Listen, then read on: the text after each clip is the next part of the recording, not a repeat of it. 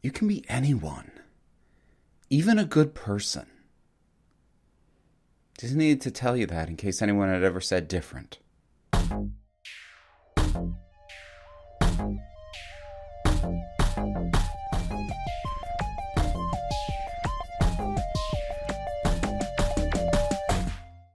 I had to open with that because that line legitimately choked me up, and I was deathly afraid that I was going to forget to mention it. Like I forgot to talk about the confirmation of Loki being bisexual in the previous episode. Okay. So should probably address that briefly. I thought that was pretty well handled for how it was done. Now, I have seen some criticism that it is handled in such a way that it is easily removable in terms of re-editing it for distribution elsewhere. I'm sure that's true.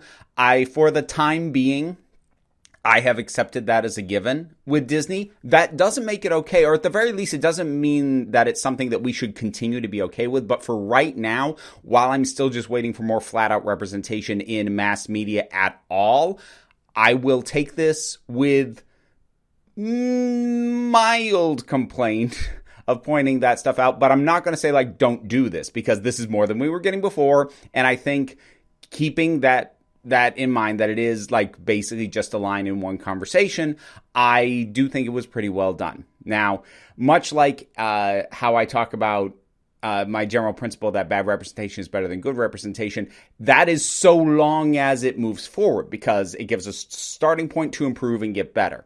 So I'm kind of the same opinion of this style of representation. Right now, we just need more of it. And then once we have that, as long as it continues to move forward to more substantive and better integrated representation instead of easily removed one-off lines, then I don't mind it being this now, as long as we get something better later. Cool? Cool. So that was last episode. Me catching up. Now, this one, it's good. Some of the stuff, well, a fair amount of the stuff, like, I was not surprised by. So, like, I called, I think back in the first episode, that the timekeepers weren't real. Called that. So that was a shot. Like, can I say though, the scene with the timekeepers, I had to put the captions on because, like, I understand they were trying to make them sound impressive or alien or whatever, but like, I couldn't understand a damn thing they said. I had to put captions on. That was annoying. I shouldn't have to do that. That said, okay, this was cool. There's a line, I'm not going to say where it is because that's a discussion for later, but there is a line that Loki says, where he asks, "Is this hell?" And I backed up that moment because I wanted to check something else. The way I have my captions set is if I don't have them set automatically, which I had to do for the timekeepers, then if I hit the little repeat function, it backs it up about 10-15 seconds and puts the captions on, basically just in case. The reason I'm backing it up was because I didn't understand what was said. And that wasn't the reason I backed up at this moment, but I noticed that in the captioning, hell only had one L, the way the proper Norse hell would be. Like, I might be like the only person who doesn't keep captions on all the time who may have caught that. And I thought that was really cool. Props to the captioning people. Well, I would say probably props to the script, because it was probably written like that in the script, and then when it was captioned, it was transposed. So, like, tiny touch. Most people will never know. I know, and it made me smile. I have been diverting immediately, right off the bat, not even really talking about the main plot. Okay, let's start to do that then. So, they did kind of do what I was a little bit afraid of in terms of fairly easily, like narratively easily, resolving the fact that Loki and Sylvie were on a planet and about to die. My criticism of the cliffhanger ending of the previous one still kind of stands. That said, it was not nearly as egregious as I was expecting it to be, because it doesn't happen immediately. And more importantly, we get time with the two of them together, sort of giving weight to the moment. And we get a little bit more insight into Sylvie. And another thing I was right about, that they plucked her young. And they do account for the fact that, like, there was probably some deviation going on with her already up to that point. But things like, for instance, whatever the cause for her being a girl, whether that was from birth and that was the initial deviation, or whether that was something she chose to do, we don't know. I kind of hope we don't find out, honestly. I don't actually want it necessarily confirmed that Sylvie was at some previous point from the young girl that we see originally male, because it doesn't matter. She's a woman either way. So I actually kind of hope they don't confirm that one way or the other. I might be alone on that, but that's me. But we see her young, and it does get stated in dialogue that, basically her continued existence, individual things she did weren't necessarily a big deal, but the implication seems to be that her continued existence being slightly different for long enough caused enough of a deviation that they finally had to deal with her. Although she asks, about what was the specific thing that I did, and Ravella, the judge. I'm just gonna say the judge. I can never remember her name properly.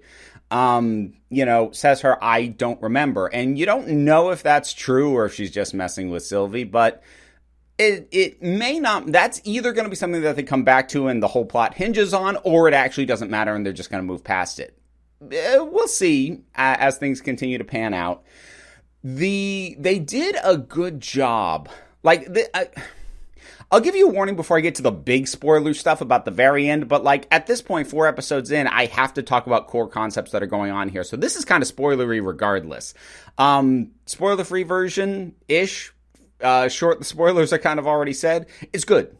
It's good. It continues to be good. I'm excited for more.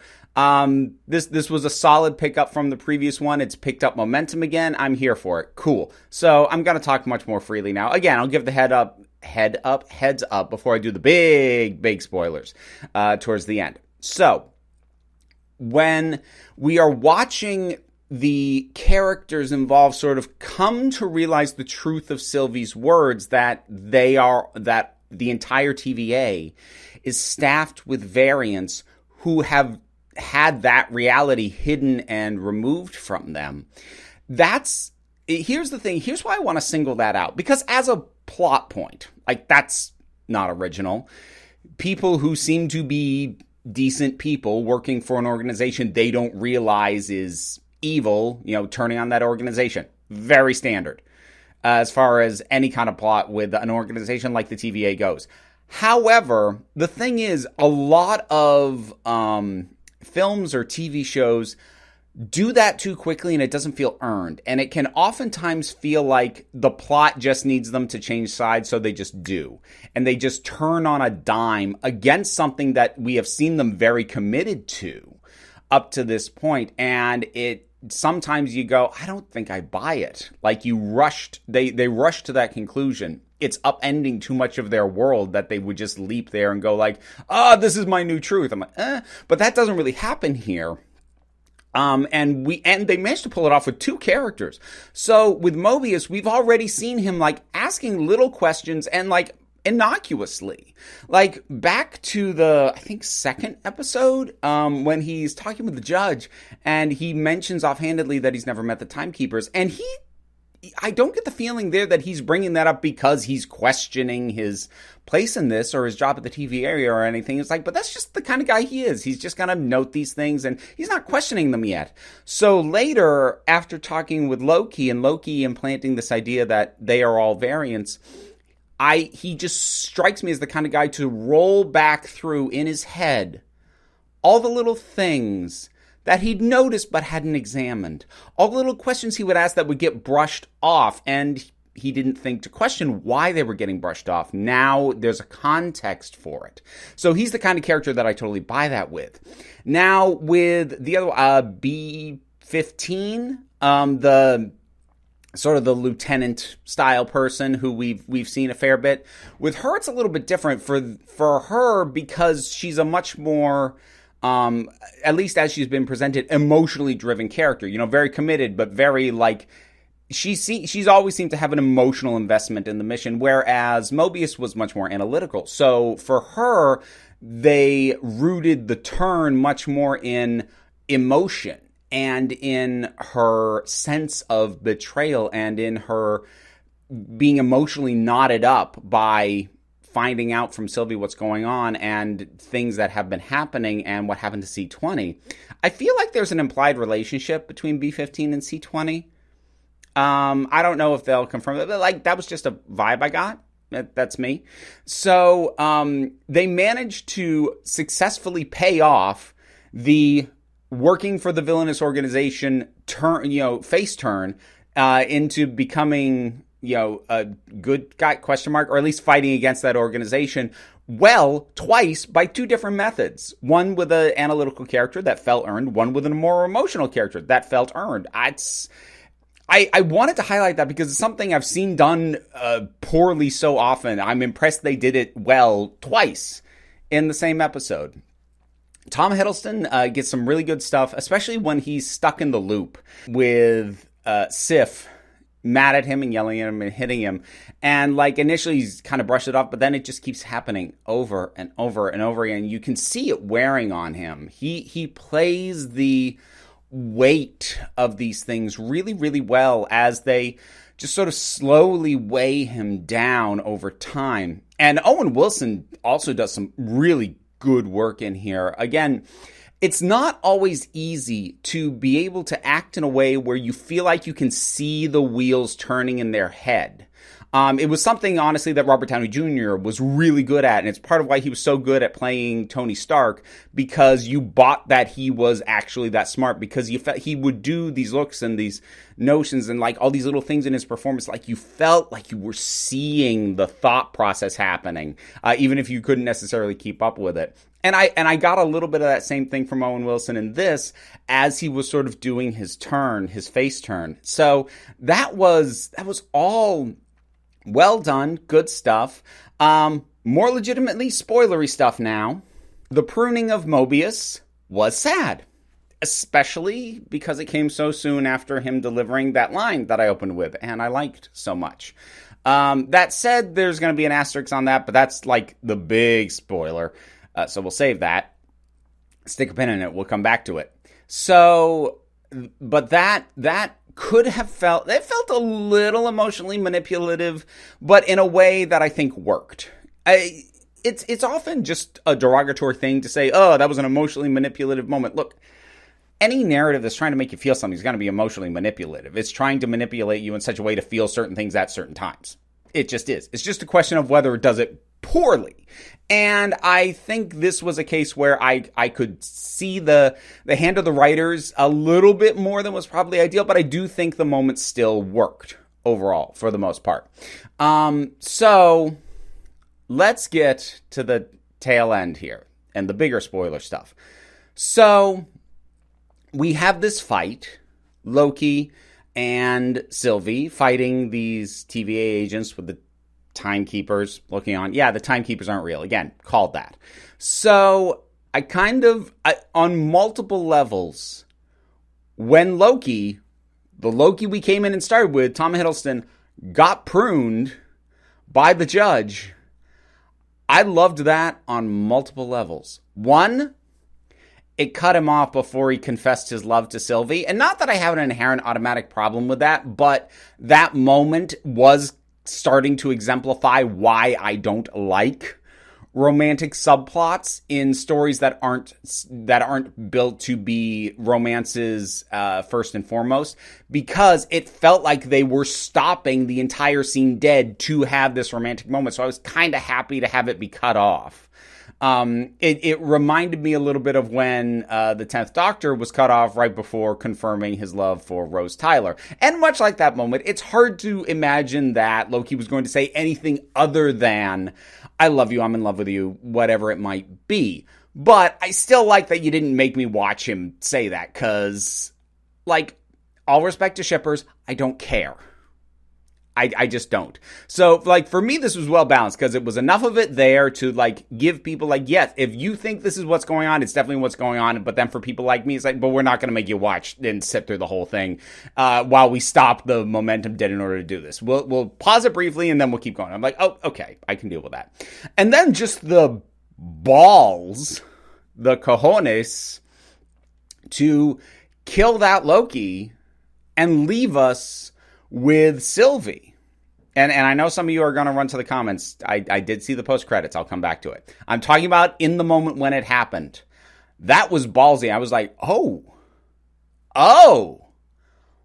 bold. And in that moment, it made a lot of sense, because if they don't want to reintegrate, or if either he doesn't want to do it or it doesn't make sense from whatever major stories they're building in the films of the MCU, if it doesn't make sense to bring this Loki back, leaving us with this one who could theoretically just bounce around the Disney Plus shows a bit, that makes sense from a sort of managing the brand kind of thing.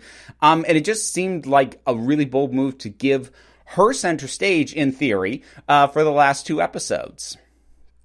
Then, of course, we got the post-credits, which I'm of two minds on. Because on the one hand, it does kind of immediately undercut the very bold move of killing the male Loki. That having been said, if they were going to do this, it was better to do it as a post-credits thing rather than wait a week and do it next time, because that would have left us in a situation where I don't know about anybody else, but I would have spent the whole week thinking of all the possibilities of just a female-led Loki show, and then I would have come in next week and they would have gone, oh, no, he's still here, and I would have been like, oh, God's sake.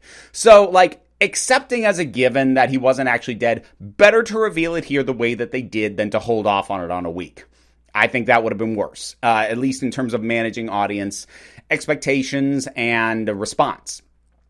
And so it does undercut that, and it does remove kind of some of the boldness of, what I thought they were going to do. And that was a little bit disappointing. And I'm sure some people are going to go, well, you must have known he was going to come back, because, we've seen shots of Loki that haven't shown up in the show yet, with the Vote Loki pin and all that. Yeah, but in my mind, that was Sylvie running into other variant Lokis, just not this one. And so I had that covered. But anyways, that's me talking about what I thought we were going to have. It's not what we do. Let's talk about what we do have. So while I don't like that it undercuts and sort of, it's one of those situations where, and I bring this up from time to time, what the show pretended it was doing was actually a little bit more interesting to me than what it appears to actually be doing. That said, what it is actually doing is still interesting. So it's not as big a gap as the worst offenders of this kind of thing can be. For me, a really good example of doing that badly is the first season of Umbrella Academy, where, particularly with the character of Vanya, what the setup was for what her character's deal was, I found way more interesting than the later reveals of what was actually going on. I find this way more generic and way less interesting than what the cover story was. And so, that's the far end of, annoying me. Here, the gap between my interest in what you were going to do versus what you are doing, it's a smaller gap, but there's still a gap. But we get all these other variant Lokis. And there's Richard E. Grant, finally. Pretty much everybody called that he was going to be some form of old Loki. And I love that he's in classic friggin' 60s, the original time that the Avengers came together to fight Loki looking outfit.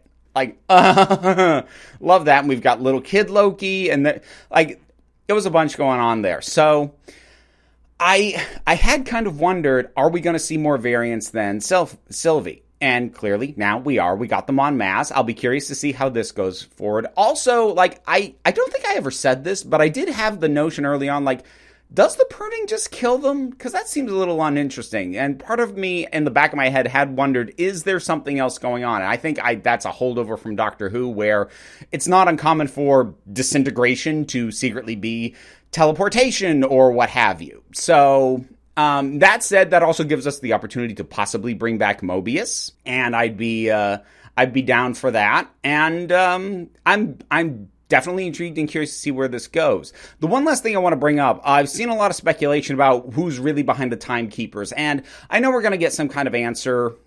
At my heart, I don't care. I care about a strong resolution to this story, and that, for me at least, is not dependent on the reveal of what's really going on. There's a lot of speculation that it's going to end up being Kang the Conqueror. It would fit, it would make sense, especially given that the Judge character is tied to him. because she is a character from the comics. But that having been said, I kind of don't want that to happen because we already know Kang's going to be the villain in the third Ant-Man, and so that makes this feel more like a setup, or at least the tail end of it, potentially more like a setup for other things in the MCU. And I'm getting worried about these things becoming too interdependent on each other. So that it's distinctly possible. I'm not saying it's not happening. I'm just saying I kind of hope it doesn't. But we'll see. We'll keep an eye on that. But for right now, we're going to wrap it up. If you liked this video, I hope you'll give me a like. And if you have any thoughts, leave them down in the comments and let's talk about it. If you love what I do, consider supporting me on Patreon. That is how I pay my bills and keep this whole operation up and running. Rewards at every tier, etc., etc. Check them out.